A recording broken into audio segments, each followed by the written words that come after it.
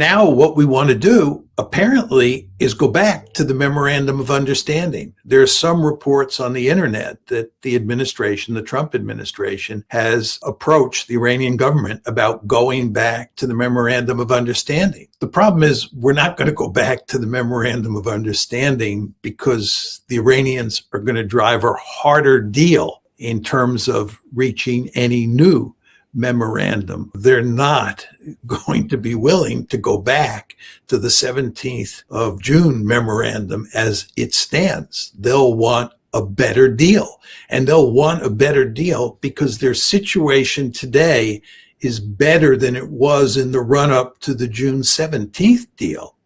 In other words, what happened is we violated the June 17th deal. We got into this tit-for-tat campaign, and it didn't produce victory in any sense of that term.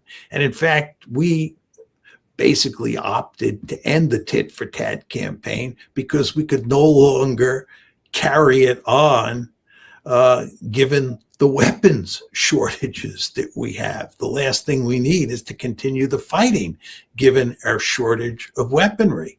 So the end result is we are really in an extremely difficult position at this point in time. The Iranians don't trust us, and they're going to drive a much harder bargain this time around.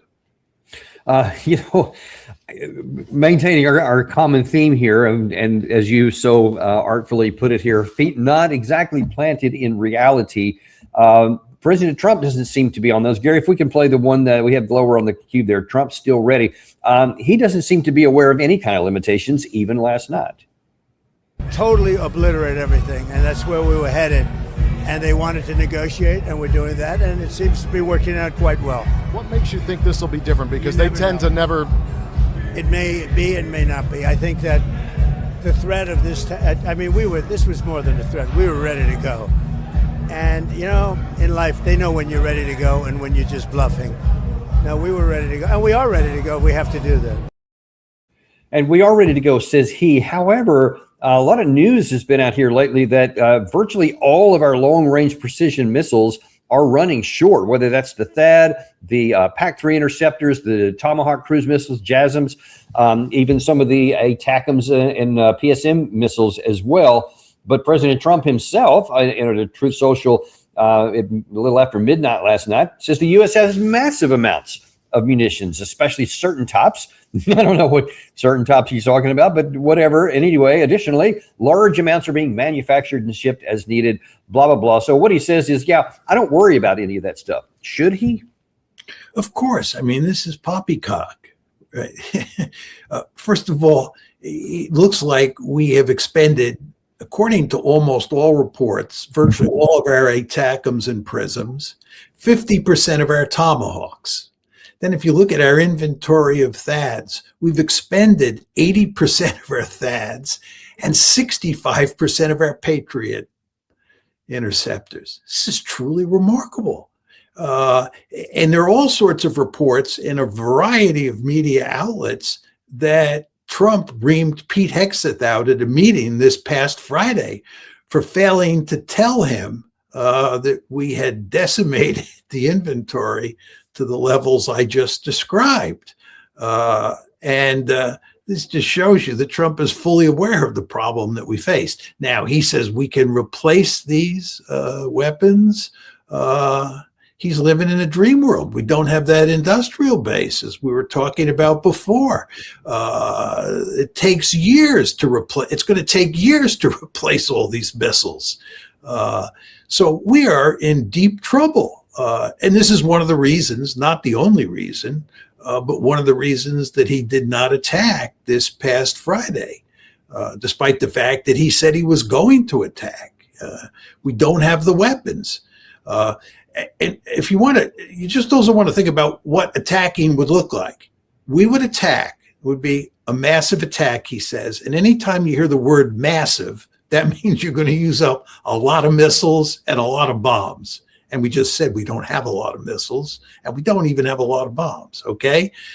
And furthermore, the Iranians are not going to throw up their hands right away. So this massive offensive is going to turn into a protracted offensive. And you remember the first offensive, the 40-day war? Think of that, 40 days. Apparently, there were about 13,000 targets that we went after. Iran is a target-rich environment, fighting a massive war over a protracted period of time when you don't have many weapons to begin with. I want to know how that one works. Yeah, in fact, that was underscored in this recent interview with a guy named Colonel Hamilton, who was talking about the Patriots. Now, in the first part of this clip, I'll just kind of give you a trigger warning. He's going to make some claims about what these weapons can do and how effective they actually are. But then in the second part of it, it's going to get a little bit more real.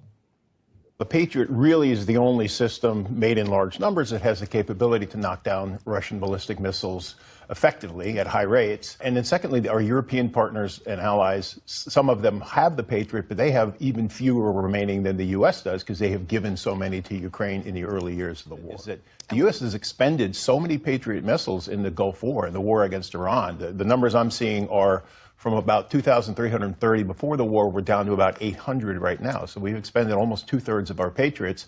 We don't have them to give because we need them. The U.S. has got to preserve them for other theaters, for the Middle East, for the Indo-Pacific, as well as for Europe. So therefore, we've even been diverting missiles that our European partners and allies had bought and paid for to restock U.S. supplies. So you see there, number one, he claims they're really effective, and all evidence says that they're barely effective. But anyway, he does point out that globally, it's not just what's happening in the Middle East. It's not even just what's happening in the European theater of operations, but globally, we're running out of them. What possible rationale would you have for President Trump to go back in, to listen to these generals like General Kellogg, General Keane, et cetera, go back in and, quote, finish the job when the only job we might finish is running out of what little we have? Well, I'm not sure at this point in time that he's listening to Keane or to Pete Hegseth, for that matter, or to Keith Kellogg. I think at this point in time, President Trump understands what's going on. You know, Danny, I noticed the other day that there's talk now in the Pentagon about placing greater emphasis on tactical nuclear weapons for dealing with Russia and China.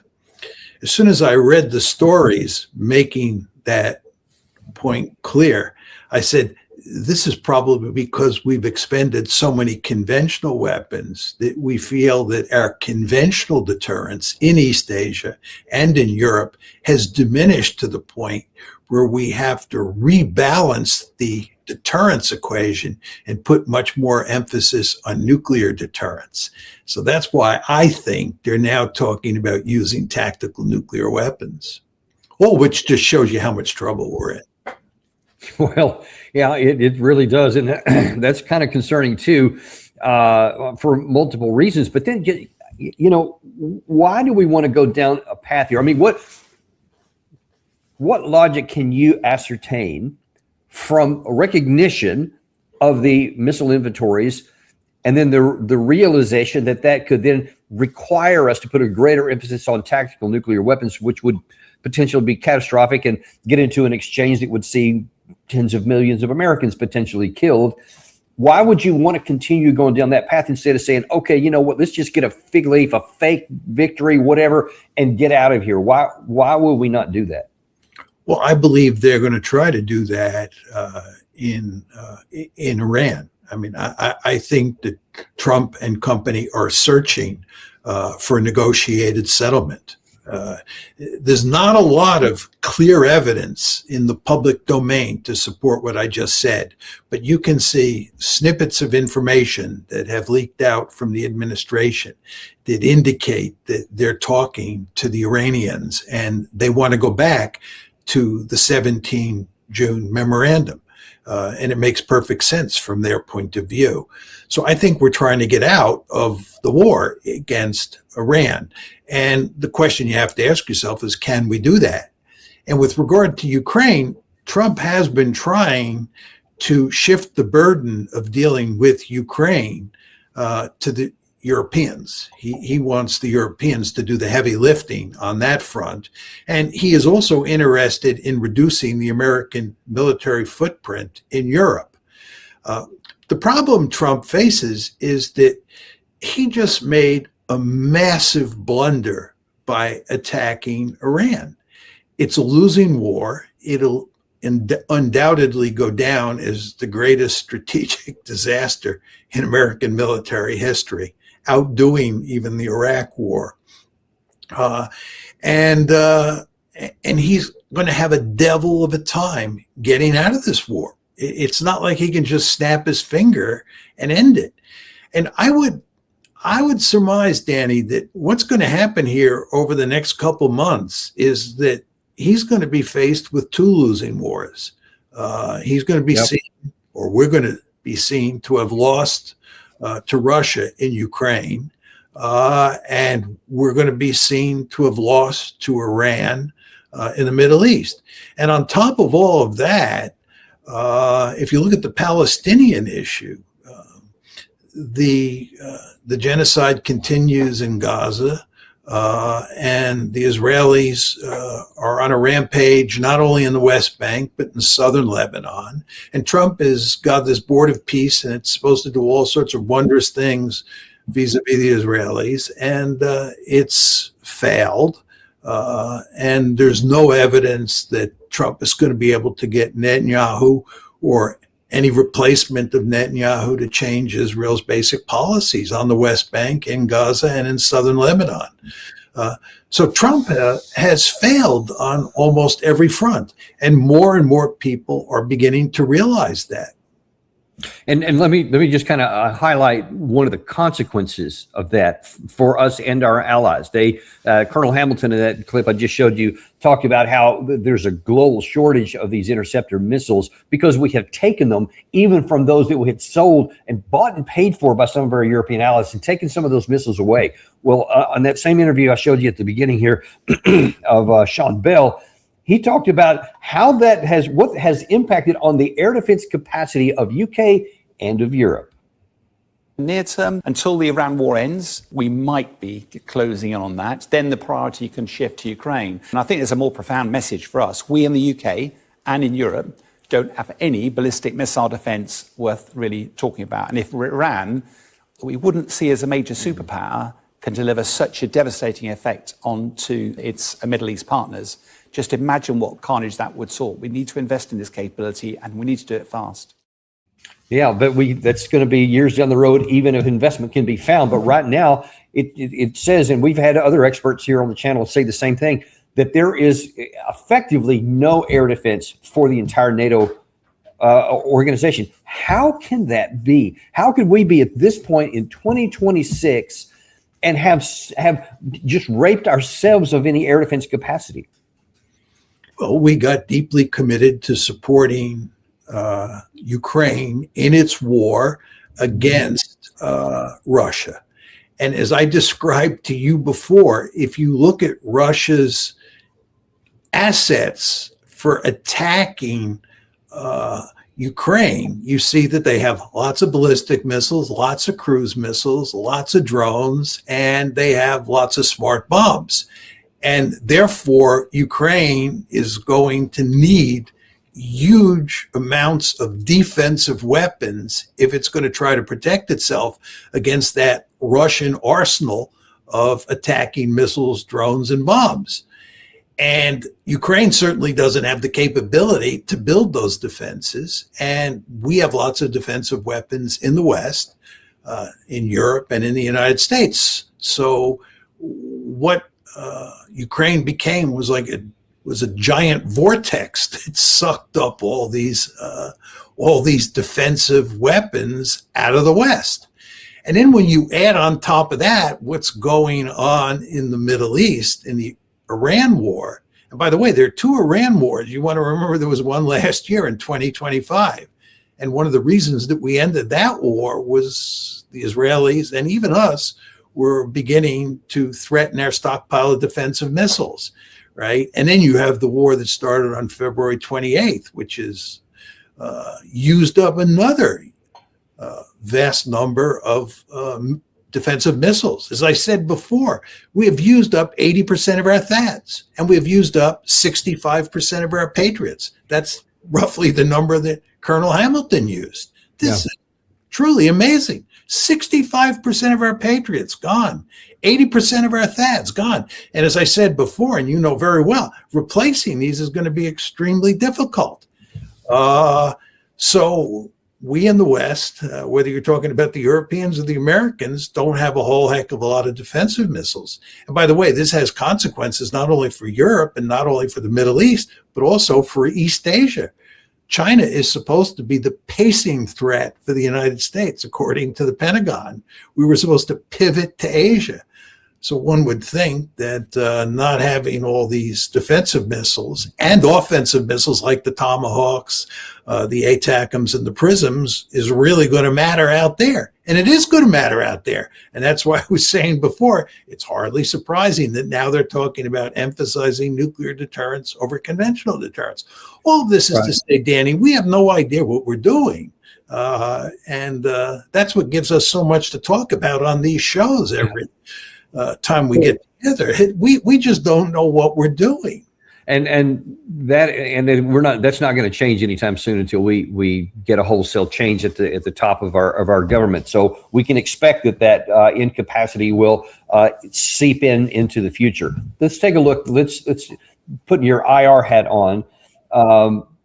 Let's say that your prognosis is correct, which obviously I agree with, that we're going to lose both the Iran war and the Ukraine war. And at some point, you can't hide it anymore from whatever means and whatever timing. 6 months from now, 12 months from now, whatever. On that day when we probably will be even lower in our missile inventory, what is that going to do to the global position of the United States going forward? When anyone in China, anyone in Russia, the two big threats, maybe even put North Korea in that matter too, can see that the United States couldn't even, not only could we not defeat relatively little Iran, we were defeated by them. What is that going to do to our image across the board? And if you could answer both in questions of our adversaries and of our allies. Well, let me make two sets of points. The first is that I think what's going to happen here is that the United States, after the Ukraine war, after the shooting stops in the Ukraine war, and after there's some sort of settlement in the Iran war, will focus laser-like on East Asia. I think the situation is analogous to what happened during the Vietnam War. When the Vietnam War ended in roughly 1975, I mean, for us, it was early 1973 when we were basically out. But then Saigon fell in April of 1975. So it really kind of ended in the 73-75 period. Most viewers won't remember this because they're not old enough. But what we did was we focused laser-like on Europe. We paid enormous amounts of attention to Europe after 1975. And the last thing we ever wanted to think about was getting involved in another war like Vietnam. Let's stay out of what we then called the third world. No more wars in what we then called the third world. I think once this war with Iran is over with, we're going to greatly reduce our presence in the Middle East. And as I said before, I think Trump is trying to significantly reduce America's military footprint in Europe. And I think what we will do is we will pivot to Asia. That's point number one. Point number two is the question of whether you think the fact that we got defeated in the Gulf means that the Chinese will think that we're a paper tiger. And I don't think that's the case. This is not to say that the Chinese think that we are Godzilla and we are unbeatable. But the fact that we lost in Vietnam did not lead the Soviets to think that we were a paper tiger. And I think the same basic logic will apply here. And I think if I'm right and that we do pivot to Asia in a meaningful way, we will build the defenses up and we will make it clear to the Chinese that despite the fact that we lost, that we suffered a humiliating defeat in Iran, in the war against Iran. That they should not think that we are a paper tiger. So that's my sense of what happens here moving forward.